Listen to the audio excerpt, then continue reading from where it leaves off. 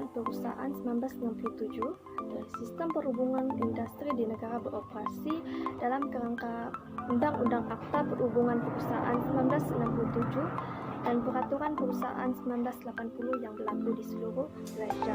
Akta ini mengatur pengaturan hubungan antara majikan dan pekerja serta pencegahan dan penyelesaian setiap pemeriksaan atau perselisihan yang timbul dari hubungan tersebut. Selain itu, akta ini serba lengkap kerana menggantikan semua undang-undang sebelumnya. Manakala Ordinans Sabah bertujuan untuk mengawal kuliah standard minima dan syarat pekerjaan dalam sektor swasta sama ada berkesatuan atau tidak berkesatuan di negeri Sabah. Akta ini saling berkait dengan Akta Perhubungan Perusahaan 1967 kerana dikubur berdasarkan Akta Perhubungan Perusahaan 1967 yang melindungi pekerja dalam perkara seperti bayar waktu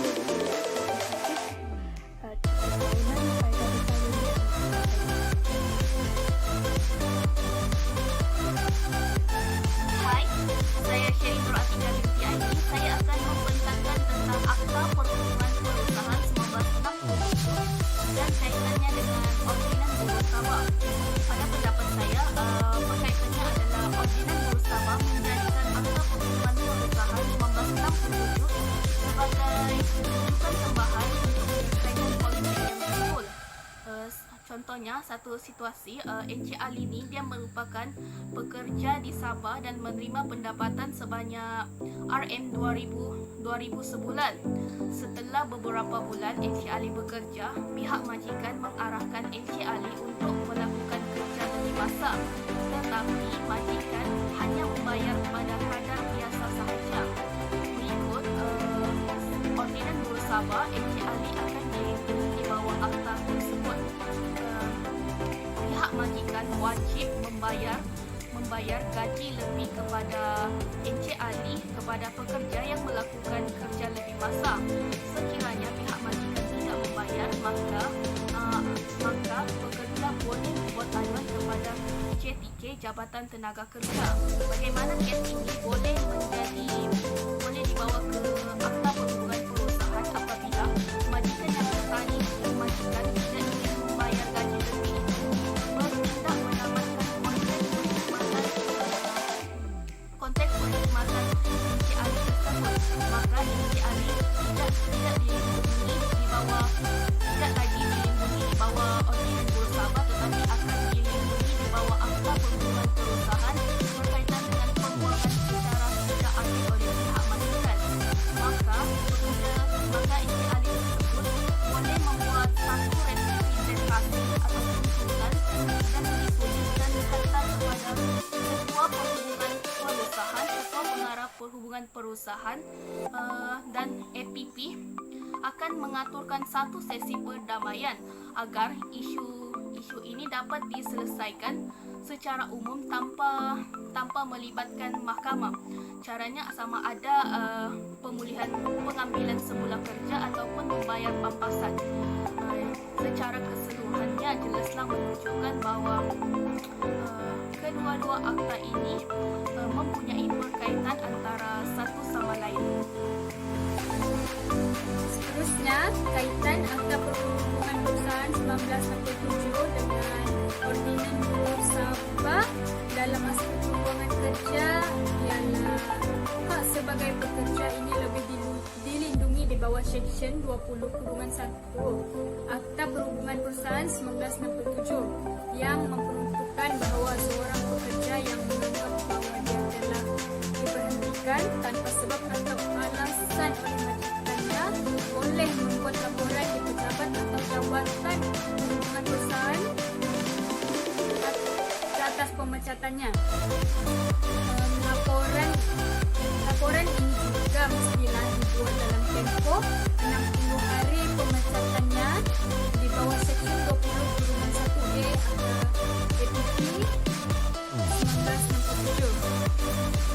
Pekerja yang berada di bawah perlindungan Ordinan Buruh Sabah berhak juga untuk mendapatkan pembayaran faedah pemberhentian yang tidak kurang yang diperuntukkan di bawah Peraturan Tenaga Kerja, pekerja yang terpilih untuk diberhentikan kerja mesti diberitahu dengan notis pemberhentian atau pembayaran gaji untuk dengan notis. Sebagai contoh, Encik Ali, seorang pekerja di sebuah syarikat di Sabah yang berhadapan dengan krisis pembuangan pekerja yang tidak dapat dielakkan. Syarikat tersebut telah membuat penyusunan semula dan mendapati terdapat lebihan pekerja dalam organisasinya. Jadi, Encik Ali boleh membuat laporan di pejabat atau Jabatan Perhubungan Perusahaan di bawah Akta Perhubungan Perusahaan 1967 tentang pemecatannya, dan sebagai pekerja yang dilindungi di bawah Ordinan Buruh Sabah, Encik Ali boleh menuntut faedah statutory yang telah dinyatakan di dalam Ordinan Buruh Sabah, seperti mendapatkan pembayaran faedah pemberhentian, mendapatkan notis pemberhentian pekerja, ataupun pembayaran gaji untuk menggantikan notis. Sekian, terima kasih. Seterusnya saya akan membincangkan mengenai berkaitan antara SLO dengan Akta Perhubungan Perusahaan 1967 melalui isu pemulihan kerja. Pemulihan kerja tertakluk pada representasi di bawah Seksyen 20 Akta Perhubungan Perusahaan 1967 berlaku apabila pekerja tidak berpuas hati terhadap keputusan atau tindakan pemberhentian oleh majikan. Sekiranya rundingan damai tidak dapat dipersetujui, maka isu tersebut akan dikemukakan kepada YT Menteri Sumber Manusia, seterusnya dibawa ke Mahkamah Perusahaan jika representasi tersebut adalah munasabah. Manakala bagi Ordinan Buruh Sabah pula, pekerja yang dilindungi di bawah ordinan ini dan terlibat dengan pemberian kerja tanpa sebab dan munasabah adalah layak untuk menuntut gaji ganti notis dan faedah penamatan kerja.